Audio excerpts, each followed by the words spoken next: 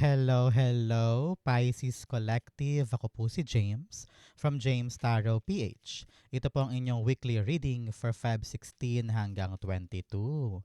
So mga Pisces, alamin natin kung ano po naghihintay sa inyo para sa linggong ito. Okay? So let's start.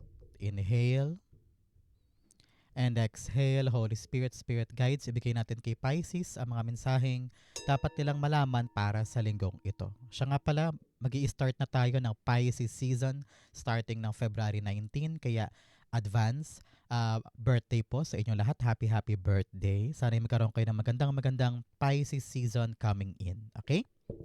So, in your core energy, meron kang the Page of Cups. In the area of what you need to focus on, meron po kayong the Star card. In the area of what you need, meron po kayong the Magician card. Beautiful. In the area of what's affecting your current energy, meron po kayong the Eight of Swords. Beautiful. In the area of your near future, meron po kayong the Page of Swords. In the area of your challenge, meron po kayong the Nine of Wands. In your fortune, meron kang the Five of Wands. Beautiful. In the area of your divine messages, meron po kayong the Seven of Pentacles.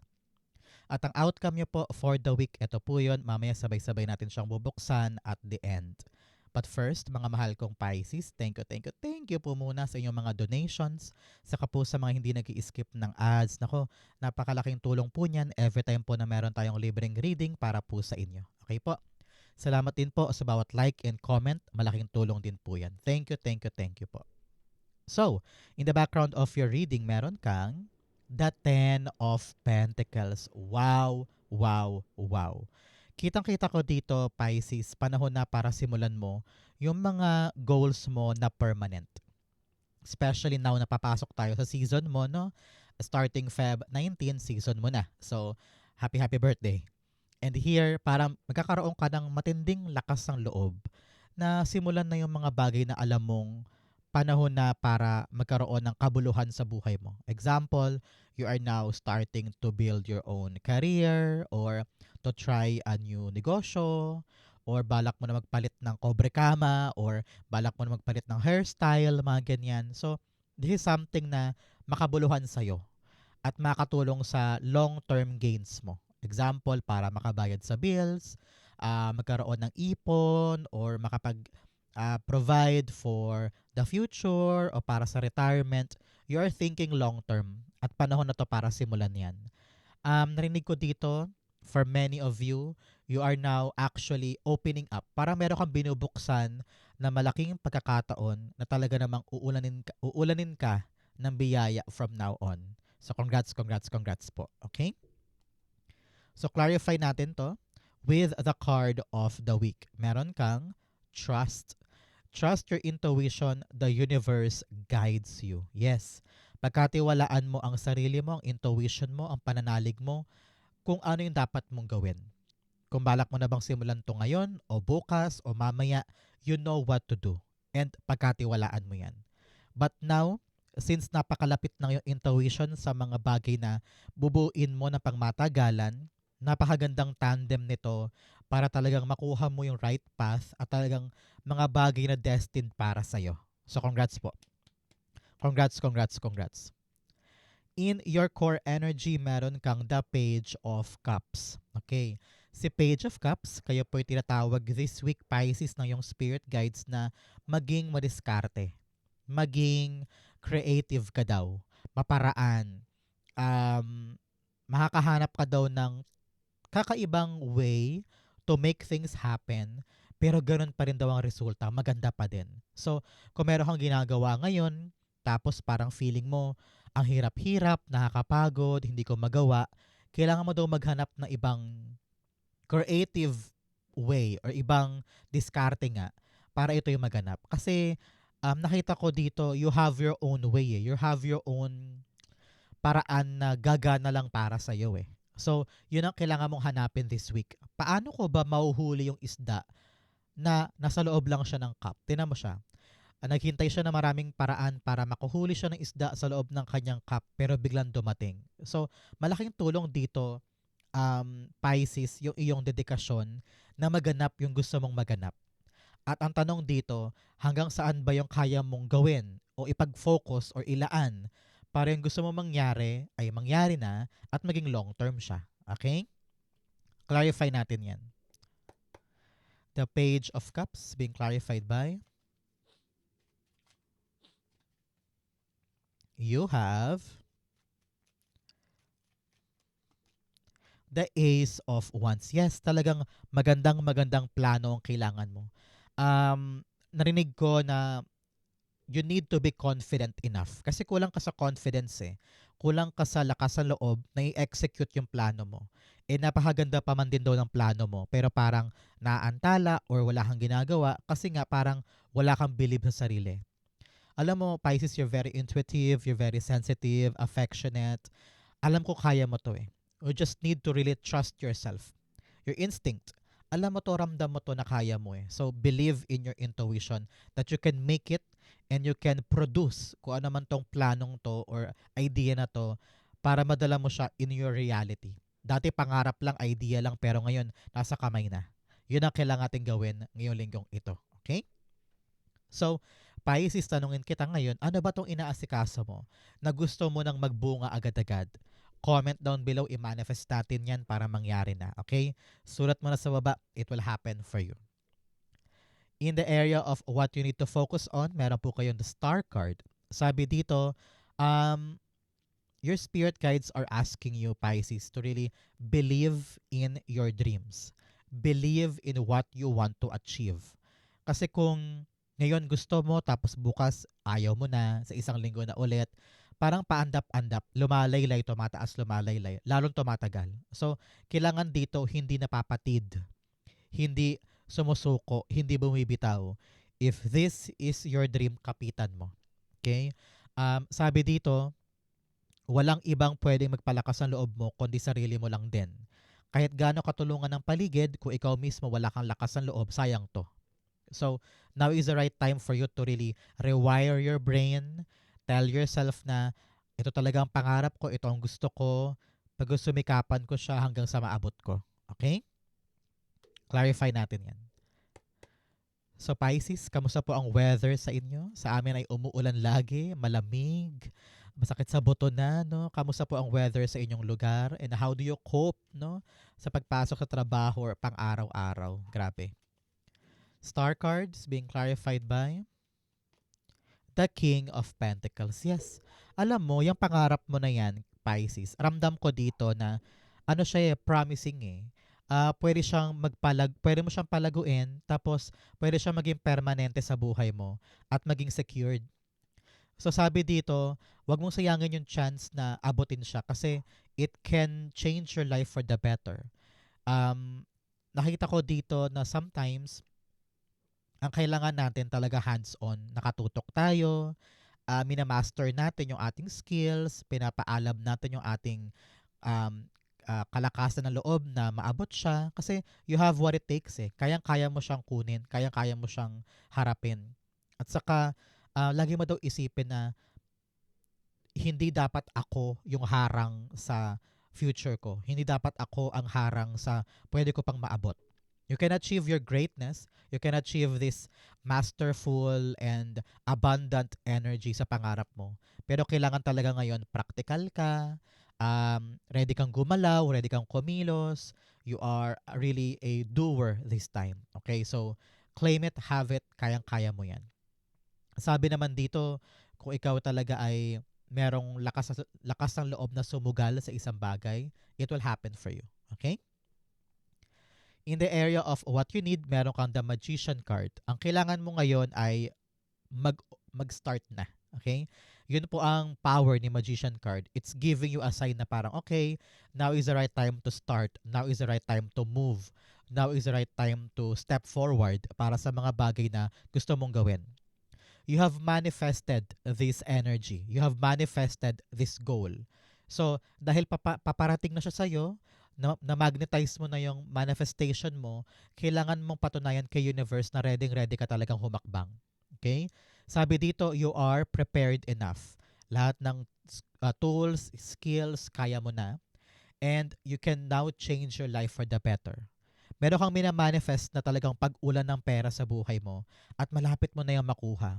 Ang kailangan lang ay kilos mula sa'yo. Kasi yun lang yung tanging paraan para mag-kickstart yung long-term prosperity in your life. Okay? Lahat naman ng mayaman sa mundo, lahat naman ng successful tao sa mundo, nagsimula lang sa unang pagkilos, di ba? So parang yun ang gawin mo. The first step will truly catapult you patungo sa mga pangarap mo na ito or paglago ng pera. Okay? Or baka negosyo mo yan or pagkakakitaan, no? Kailangan talaga nating humakbang at ibigay yung ating effort dito. Okay? Magician cards being clarified by the Queen of Pentacles. Yes, alam mo, narinig ko dito, lahat ng kailangan mo darating. Kung kailangan mo ng ganito, kailangan mo ng ganyan, kailangan mo ng pera pambili nun, kailangan mo ng damit, pansuot doon, mapoprovide mo. You have everything that you need para magawa mo yung dapat mo magawa. You can multiply your goals, you can multiply your abundance in the future. Pero ngayon, sabi ng yung spirit guides, gamitin mo yung meron ka. Okay? Yan ang payo sa'yo. Gamitin mo yung meron ka, simulan mo yung kilos mo, and soon, pag talaga naman naging stable na, kayang-kaya mo na yung palaguin, padamihin, at talaga namang matatag na, matibay na yung foundation moving forward. Okay? So, huwag kang matakot pagdating sa resources o sa mga gagamitin mo. God will provide for you, especially sa times na kinakailangan mo talaga siya. Okay? Good for you. Congrats. Napakaswerte mo when it comes to your resources and mapaghuhugutan. Congrats, congrats. In the area of what's affecting your current energy, meron kang the Eight of Swords. Sinasabi dito, Pisces, ng yung spirit guides na, naku, huwag ka mag-self-sabotage. Iniisip mo na naman na parang wala akong magawa, parang hanggang dito lang ako, hindi na ako makagalaw, I have no solution, I have no way out of this, paano na ako, hindi ko na kaya, walang tumutulong sa akin. Nasa isip mo lang yan. You're thinking lagi yung nega. You're thinking lagi na kapos ka or hindi mo kaya. Pero in reality, kayang-kaya mo to eh. So, panahon talaga to, Pisces, na paglabanan mo yung takot sa sarili. Okay?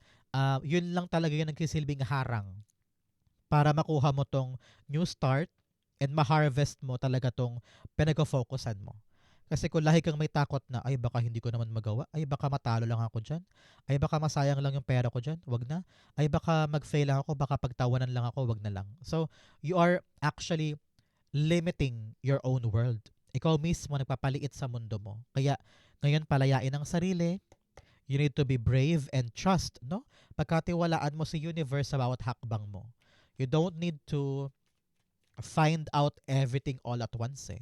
Kapag bet mo, kapag talagang sigurado ka na sa gagawin mo, push and let the universe show you na talaga namang karapat-dapat mo silang pagkatiwalaan.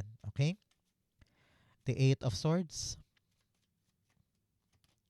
The Two of Swords. Yes, talagang kailangan mo na mag-decide. Hindi pwedeng nakaupo ka lang dyan, nakikim-kim, or nagpa-playing safe. Naku, yung playing safe na yan, ang dami-dami mo excuses. Sabi mo, wala akong ganito, wala pa akong ganyan, hindi pa ako marunong, or hindi ko pa kaya. Yung excuses mo lalo nagpapatagal sa'yo. Kaya panahon na para harapin yung issue, mag-decide, humakbang, pumili na, para magkaroon na ng magandang andar ang buhay. Okay? Napaka-importante yan for you. In your near future, meron kang the Page of Swords. In the near future, ang tabayanan mo yung pagdating ng good news dahil niyakap mo itong opportunity na to at talagang dinedicate mo ang sarili mo for creative ways kung paano to gagana para sa'yo. Naging maparaan ka, naging madiskarte ka, at heto, binibigay sa'yo yung magandang balita na in the near future, ikaw ang kukubra. No? So congrats, congrats. Bigyan kita ng example ha para malinaw to. Halimbawa, meron kang idea na parang, ay gusto kong mag-apply sa Maynila pero teka, wala akong pera. Ay naku, baka maraming mga college graduates doon, ayoko na umattend. Pero ngayon sabi mo, hindi, I need to decide. Pupunta ako, mag-a-apply ako sa Maynila. Gagawin ko na. Then yon talagang tinutukan mo, binuhos mo lahat ng effort mo, naghanap ka ng damit, nagprint ka ng resume, lahat pinaghandaan. You put your creative side, naging madiskarte ka para matupad lang tong planong to. Ayun, boom.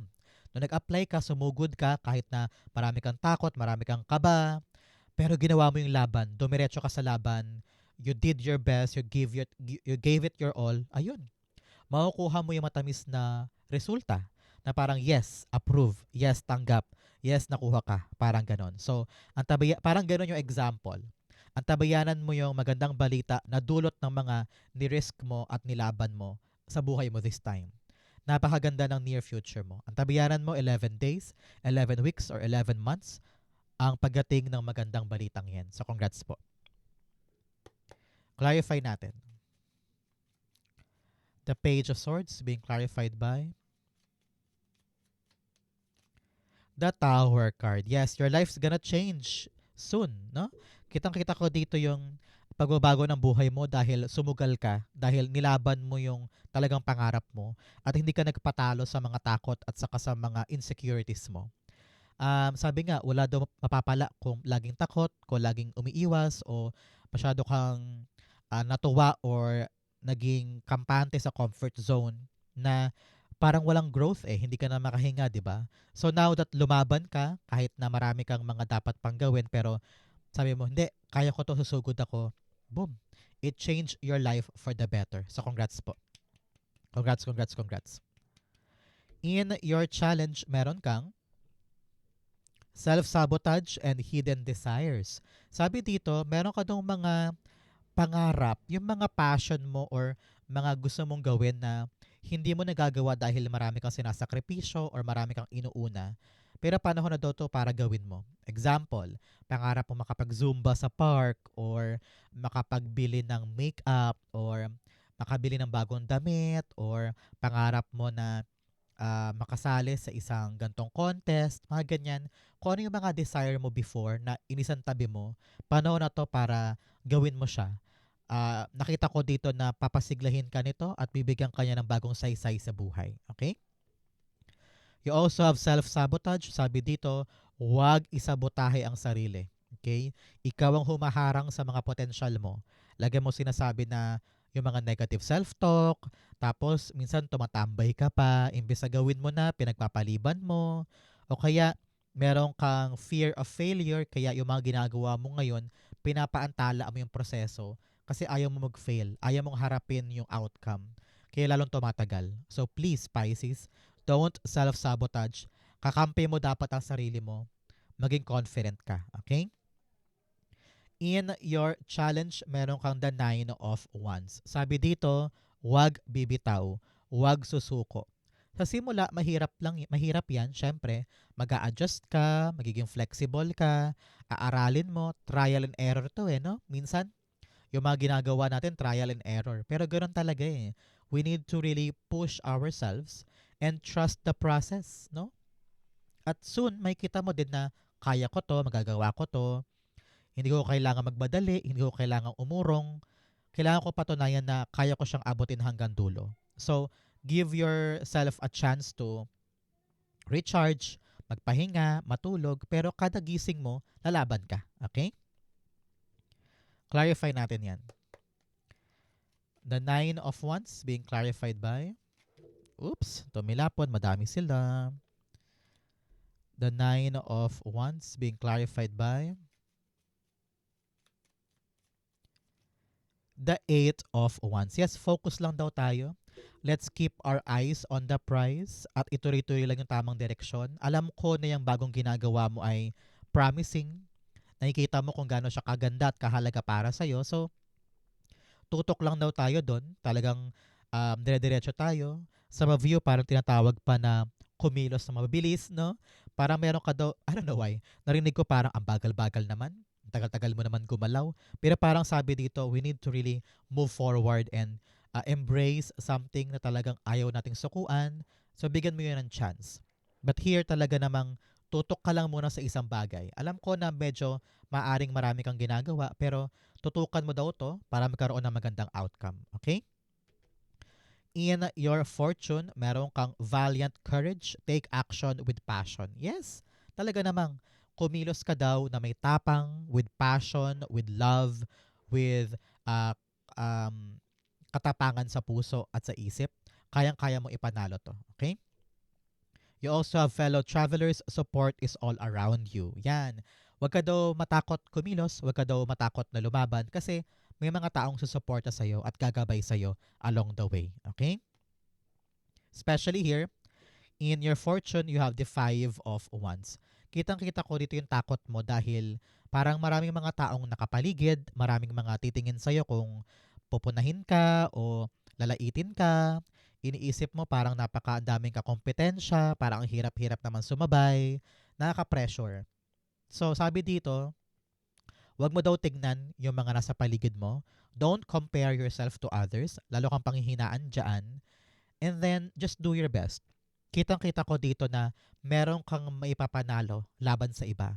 Kumbaga, panahon to for you to stand out and show the people na kayang-kaya mo rin makipagsabayan. Your money and your abundance is waiting for you. So, trust the process, lumaban ka, pumunta ka doon, magpakitang gilas ka, do your best, at talagang nakita ko dito yung respect na ibibigay nila sa'yo. Okay? Clarify natin to. You have the Five of Wands being clarified by. You have the Five of Cups. 5-5 is all about change. Talagang this time around, magbabago na yung mga bagay sa'yo. Now, you are ready to really forget kung ano yung mga bagay in the past, kung ito man yung mga issue, problema, away, or conflict, or struggle, kaya mo nang bitawan yun. Sabi mo, okay, let go ko na yan. And now, I'm ready to give this fight or give this challenge a chance. Ipapakita ko yung husay ko, yayakapin ko yung talaga yung para sa akin. At hindi ko nalalabanan. Yan. Hindi ko nalalabanan yung destiny ko. Yayakapin ko na talaga yung binibigay sa akin ni God.